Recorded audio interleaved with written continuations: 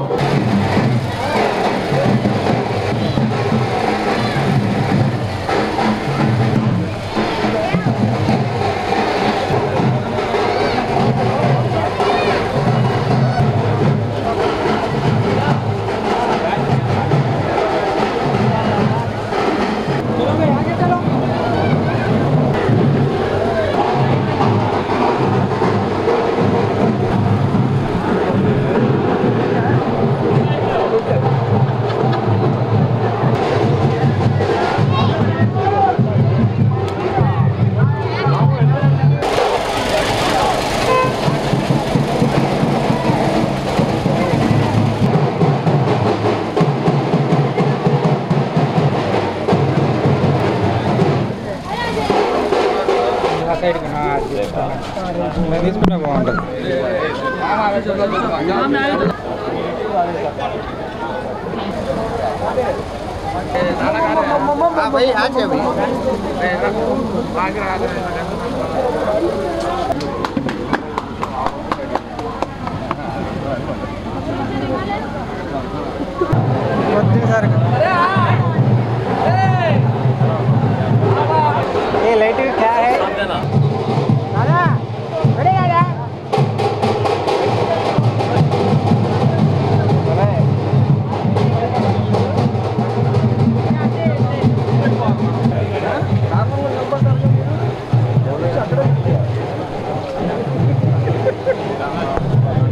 ఎన్నికల ప్రచారంలో భాగంగా 18వ వార్డు, 17వ వార్డు ఇస్లాంపేటలో ప్రతి ఒక్క ఇంటికి కలిసి మేము ఉమ్మడి ప్రచారం చేసుకుంటూ వెళ్తున్నప్పుడు ప్రజలందరూ కూడా గతంలో ఏ విధంగా ఉండేదో ఈ మౌలిక సదుపాయాల కల్పనలో ఈ రోజుకి కూడా పరిస్థితులు ఏమాత్రం కూడా వాళ్ళ జీవితాల్లో మార్పు రాలేదు. ఖచ్చితంగా ఎక్కడైతే ఎక్కువగా పాపం మైనారిటీ ముస్లిమ్స్ ఉంటారో జనాభా ఎక్కువ ఉంది కాబట్టి మన మున్సిపాలిటీ నుంచి, ప్రభుత్వం నుంచి అధికంగా కొంచెం నిధులు తీసుకొచ్చి ప్రత్యేకమైన దృష్టి సారించి ఇక్కడ మౌలిక సదుపాయాల కల్పన ఖచ్చితంగా చేయాలి. సైడ్ డ్రైన్లు కానివ్వండి, రక్షిత మంచినీటి పథకం కానివ్వండి, అనేక అంశాలపైన పాపం వీళ్ళు ఎవరితో మాట్లాడుకోవాలో కూడా వాళ్ళకి అర్థం కావడం లేదు. ఒక మహిళ పాపం దాదాపు 10 సార్లు నేను తిరిగాను, ఇంటి పట్టా ఇచ్చామని చెప్పారు, కానీ ఆ ఇంటి పట్టా ఎక్కడుందో, దాని అడ్రస్ ఎక్కడుందో, ఎవరిని అడగాలో మాకు అర్థం కావడం లేదు. కనీసం మీరైనా పట్టించుకోండి అని కుద్దూస్ గారిని నన్ను అడిగినప్పుడు చాలా బాధ కలిగింది. అంటే వాస్తవంగా ఏంటంటే ఈ ఎన్నికల తర్వాత 5 సంవత్సరాల్లో పలకరించిన నాదుడే లేదు. సమస్య పైన అవగాహన ఉన్న వ్యక్తులు క్షేత్రస్థాయిలో పనిచేస్తున్నప్పుడు వాళ్ళందరూ కూడా పాపం ఎదుర్కొనే చిన్న చిన్న సమస్యలు, పెన్షన్స్ గురించి కానివ్వండి, ఇళ్ల స్థలాల గురించి కానివ్వండి, ఇళ్ల స్థలాలు ఇచ్చామని చెప్తున్నా కానీ ఎక్కడుందో ఎవరికి తెలియదు. డెఫినెట్గా రేపటి రోజున ముస్లిం మైనారిటీ మహిళలకి ప్రత్యేకంగా స్కిల్ డెవలప్మెంట్ ఇచ్చి, వాళ్ళకి కంప్యూటర్ ట్రైనింగ్ ఇచ్చి, చిన్న చిన్న ఉద్యోగాలు వాళ్ళకి ఏదో విధంగా ఉపాధి కల్పించే విధంగా ఒక అవకాశం కల్పిస్తాం. అదేవిధంగా యువత 10 లక్షల రూపాయలు కనీసం 10 మందికి వాళ్ళు ఉపాధి కల్పించే విధంగా వాళ్ళు చిన్న వ్యాపారాలు చేసుకుంటే వాళ్ళని ప్రోత్సహించే విధంగా తప్పకుండా మనం వాళ్ళ జీవితాల్లో మార్పులు తీసుకురావాలి.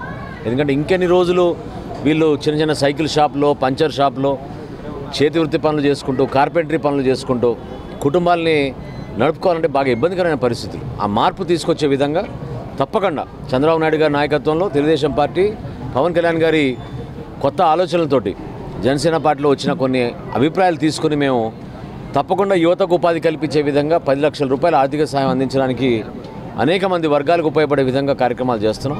శ్రీరామనవమి పండుగ సందర్భంగా జంపని గ్రామం 13వ వార్డులోని నగరపాలెంలో ఉన్న శ్రీరామ మందిరం నందు 12వ సంవత్సరం అన్నదాన కార్యక్రమం ఏర్పాటు చేయడం జరిగింది.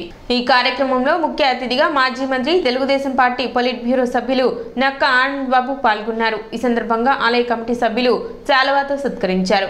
ఇంకా ఈ కార్యక్రమంలో జనసేన వేమూరు నియోజకవర్గం సమన్వయకర్త ఊసా రాజేష్, రాష్ట్ర తెలుగు యువత అధికార ప్రతినిధి డాక్టర్ కనగాల మధు మరియు జంపని గ్రామ తెలుగుదేశం పార్టీ నాయకులు, కార్యకర్తలు, శ్రీ సీతారామ ఆలయ కమిటీ సభ్యులు పాల్గొన్నారు. వేమూరు నియోజకవర్గం బట్టిప్రోలు గ్రామంలో పలువురు వైసీపీ పార్టీ నుండి టీడీపీలో చేరారు. బట్టు మల్లికార్జునరావు, వంగర వీరయ్య, ఎర్రంశెట్టి, కరుణ శ్రీనివాసరావు ఆధ్వర్యంలో మాజీ మంత్రి, పొలిట్ బ్యూరో సభ్యులు నక్కానంద్ బాబు సమక్షంలో సుమారు 10 కుటుంబాల వారు వారి అనుచరులతో తెలుగుదేశం పార్టీలో చేరారు.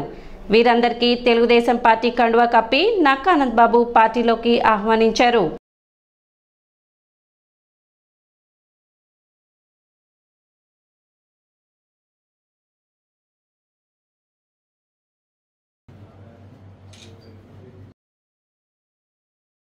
ఎన్నికల్లో పోటీ చేసే అభ్యర్థుల నామినేషన్లకు అధికారులు ఏర్పాట్లు పూర్తి చేశారు. తెనాలి సబ్ కలెక్టర్ కార్యాలయం వద్ద 18వ తారీఖు నుండి 25వ తారీఖు వరకు నామినేషన్కు సంబంధించిన ఏర్పాట్లను అధికారులు పూర్తి చేశారు.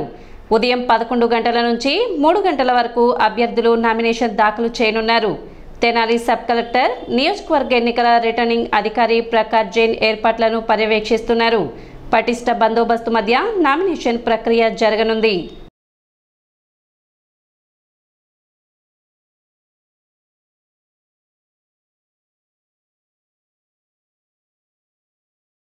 రాష్ట్రానికి ప్రత్యేక హోదాతో పాటు ప్రజా సమస్యల పరిష్కారం కోరుతూ చేపట్టిన జన చైతన్య యాత్ర నేడు నగరానికి చేరుకుంది. 5వ రోజు కొనసాగుతున్న యాత్రకు ప్రజా సంఘాల నాయకులు స్వాగతం పలికి మద్దతు తెలిపారు. ఈ సందర్భంగా అఖిల భారత కార్మిక సంఘాల సమాఖ్య చైర్మన్ విమలక్క మాట్లాడుతూ ప్రత్యేక హోదా అమలు కోసం ఒక్క పార్టీ కూడా మాట్లాడకపోవడం దురదృష్టకరమన్నారు.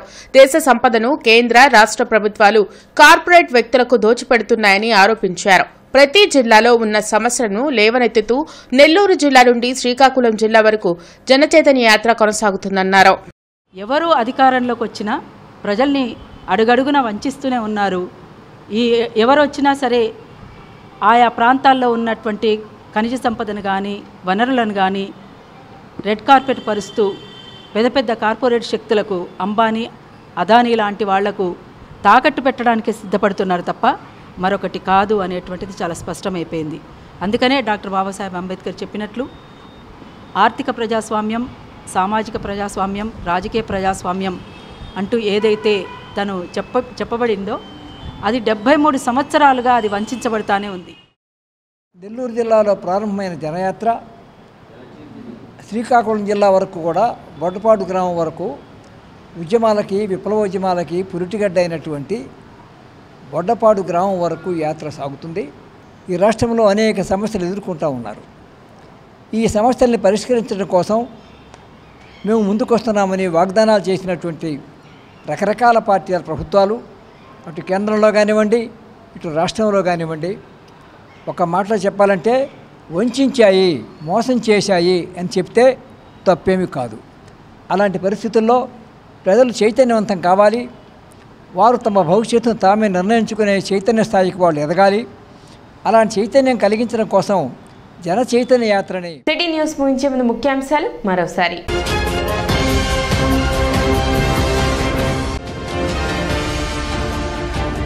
తెనాలిలో తొలి రోజు దాఖలు కాని అసెంబ్లీ అభ్యర్థుల నామినేషన్లు.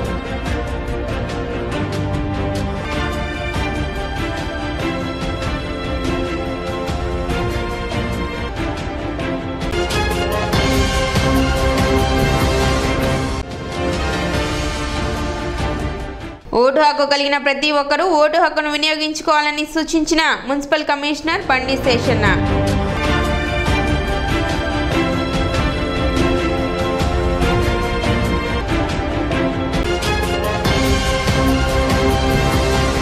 సిటీ న్యూస్ ఇంతటితో సమాప్తం. నమస్కారం.